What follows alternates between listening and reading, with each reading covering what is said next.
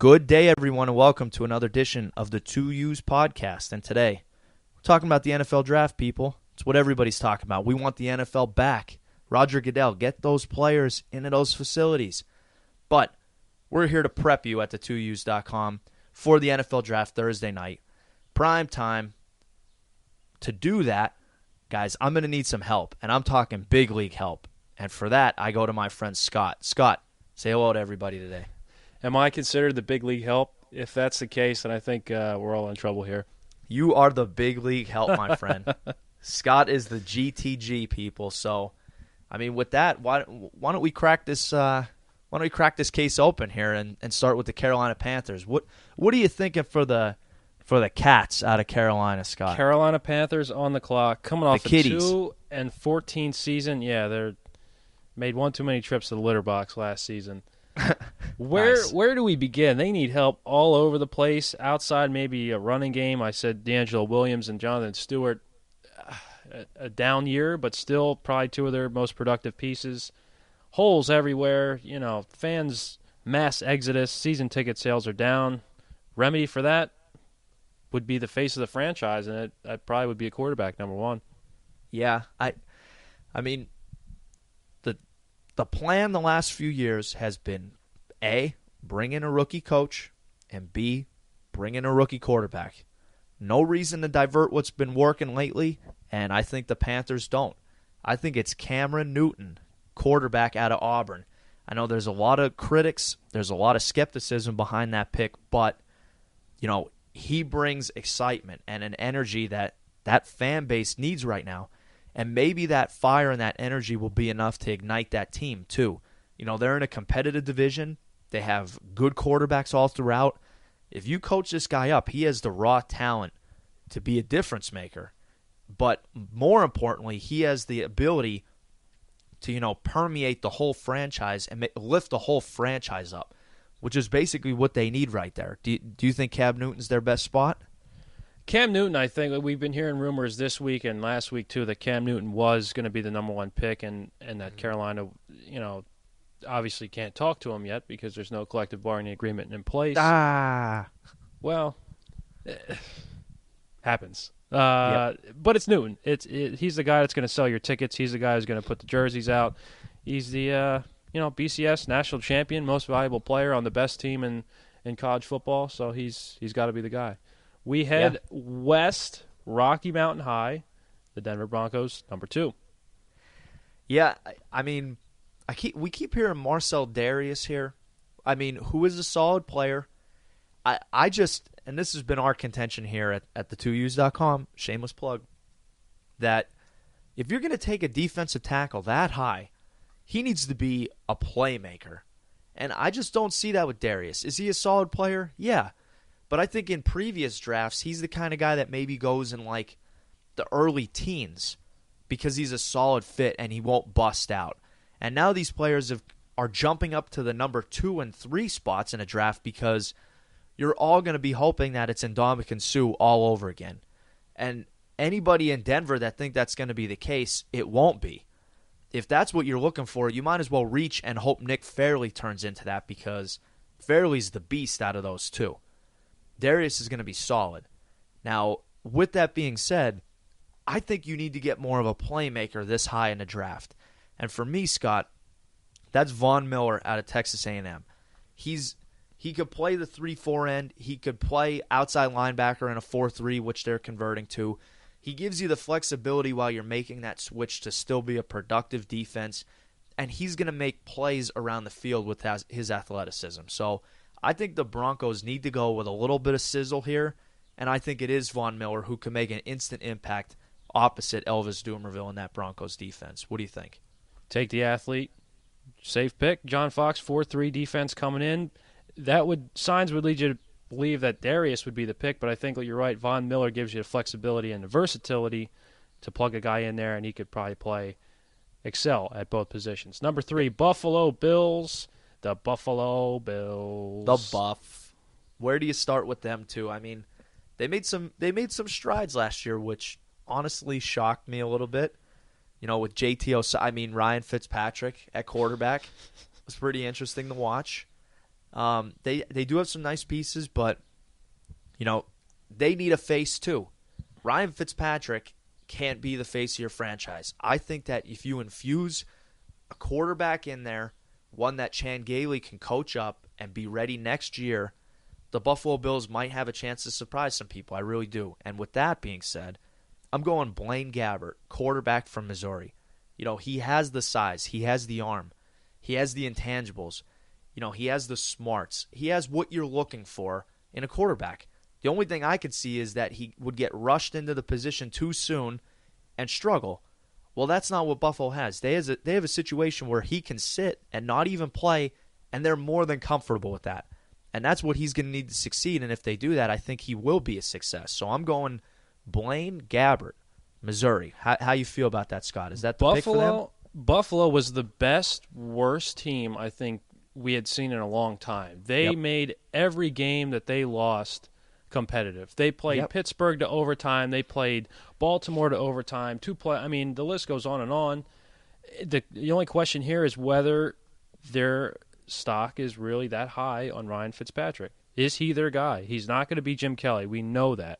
But do they think he will be, do they have enough faith in him to lead them and, select a player elsewhere? If not, if they're not high on him, it's probably Blaine Gabbert, who, arguably could be better than Cam Newton. Yeah. Number 4, another kitty cat team that finished as one of the bottom 4 in the NFL, the Cincinnati Bengals. I heard they're wearing jailhouse pinstripes this year, TJ. Is that true? Yep, I hadn't quite heard that, but you guys heard it here first on the 2Us.com podcast. So another set of kitty cats, and they spent most of their time under the litter and not on top of it last year. Boy. We have Newton going 1 to the Panthers, Von Miller 2 to the Broncos, and Gabbert 3 to the Buffalo Bills. That leaves Marcell Dareus available at this pick, and I think you'll hear some clamoring for A.J. Green to keep Carson Palmer happy, but I think drafting a defensive player would keep Palmer even happier. Bring in a solid guy on the defense. When the Bengals were good 2 years ago, they ran the ball and played D. And last year they got away from that. So I don't see them taking A.J. Green here. I have them taking Dareus, who is the solid player, the rock that the Bengals really need. They don't need a playmaker so much as just somebody to come in and right the ship, and I think Dareus could do that. Marvin Lewis's pink slip must have got lost in the mail over the offseason. He's still their head coach.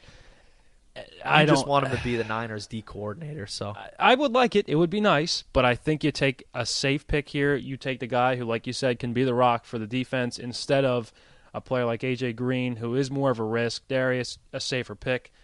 Which brings us to 5. That's the lead into Arizona, and is that our A.J. Green sighting out west? I think this is a tough pick. I think maybe they could even entertain some trades here.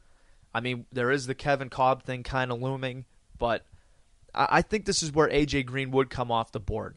Someone let's say Fitzgerald does leave. Then you're left with nothing. Push Breston back to the third wide receiver where he was ideal. He's ideally placed for that spot. Bring in A.J. Green, and then probably look for a quarterback through free agency, if there ever is any, or through a trade where you can stack a veteran with these stud wide receivers and really have something that'll drive the other teams in that division nuts. On that, Scott doesn't like to hear that, but that would probably be true.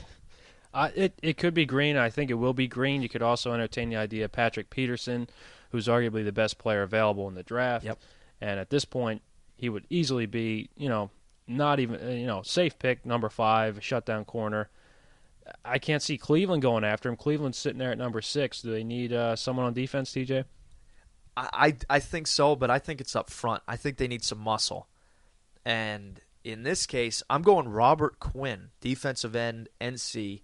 And I know he didn't play very much this year at all, but he could get after it when he's right. And if he's right, he's the kind of player that Cleveland will love. Gritty, deep, rugged, get down and get dirty kind of player that could really put some heat on the opponent quarterbacks. And there's a couple good ones in that division, so they're going to need it. They're going to need it, and I think it's Quinn. Any chance that Robert Quinn, if he goes to Cleveland, can block as many extra points or field goals as his teammate Sean Rogers? Not too sure. Not too sure on that one. Time will tell, though. Time will tell. Those two on special teams, kind of scary. Yeah. Number 7, do you want to lead into this one, or should I? No, I'll take this, ladies and gentlemen. Scott's been clamoring for this for months, okay? The San Francisco 49ers are on the clock on number 7, so I'm just going to let Scott go and do his thing. Scott, who are they taking? The guy's there. This is the guy they want. I think it's one of the biggest positions of highest need for the team outside of that, cornerback or quarterback as well. Patrick Peterson's there. This is a slam dunk for the team, and if he's off the board, they may trade down, but if he's there, there's no way they don't take Patrick Peterson, cornerback, LSU. Yeah. He's just the infusion of talent that the Niners want to keep bringing in. And, I mean, they've been pretty good at in the last few drafts. Bring somebody in with that hard-nosed attitude, keep changing that culture, and they will get there. They will get there. You get a veteran quarterback in there, you put Peterson on that defense, it'll be something else. And, again, we could even see Peterson go higher than this. You could. But in this mock draft, how we think it should go down and will go down, Scott will be a very happy boy. He will be dancing on the shores of the Atlantic Ocean. So with that, we segue into the Tennessee Titans, led by Mike Munchak, Penn State. And I see them going defense on this one. And I see them with Nick Fairley, who, like I said earlier, a couple months ago, this guy was in contention to be the number 1 or 2 pick. Now all of a sudden, he doesn't have a motor. Well, you can't have a motor if you're not even playing games. Give the guy a chance, give him the benefit of the doubt. That brings us to him right here at Tennessee, and I think he could end up being one of the steals of this draft, Scott. What do you think? I think they've been missing, and been searching for that piece that's been right in the middle that used to be Albert Haynesworth, or the player formerly known as Albert Haynesworth, as he's the artist formerly known as Washington. Nick Fairley's the safest pick. He was, back in January, February, this guy was number 1 in the whole draft, and he was a slam dunk at Carolina. So he was falling 7 spots because, like you said, no engine. He doesn't, work ethic's not great. Well, yeah. It's the off season, so, give the guy a break. He'll be in the top 10. Slam dunk, Tennessee. Yeah, the thing, I just don't get it. The scrutiny of it is absolutely maddening at times. You're going to look at things and he doesn't have a motor, he doesn't do this. Well, I'm pretty sure he had a motor in that national title game when he absolutely dominated Oregon. So I think he'll do okay at the next level too. Segue into a guy without a motor into an owner with a motor mouth. Pretty creative there.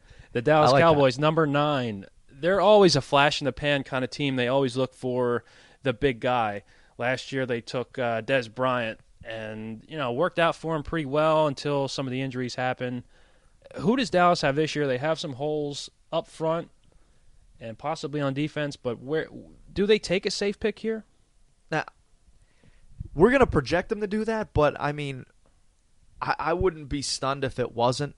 I wouldn't be stunned if even they reached and took like a Daquan Bowers or something like that, a guy that has that talent level, and just find a place to play him. But I think they go offensive line here because that was really a spot of need. I think they're going Tryon Smith. I hope I got that name right. Tryon Smith from USC, big athletic guy. Even on the offensive line, he fits the mold of what Dallas looks for in players. Big, athletic, and scary. So I think that's where they're going with that pick. Speaking of big, athletic, and scary, the Washington Redskins, we have Julio Jones here at the number 10 pick, and that's our final one for the top 10 mock draft. Julio Jones, does he fit Washington? Yeah, I think he's a good fit. I think he is. It's some hard-nosed players for Shanahan. You need to change a culture there, too, and I think he could actually start to do that for them. Well, that about does it. That's our top 10 picks here, the 2Us breaking down the draft. Thursday night on ESPN, you can catch all 3 days, Thursday, Friday, and Saturday. I think we got this thing pretty well done. I think so, too, and you could catch all the input and reaction at the2us.com, and thank you for joining us today. Thank you, Scott. Thank you, TJ. Enjoy the draft, folks. See you, boys.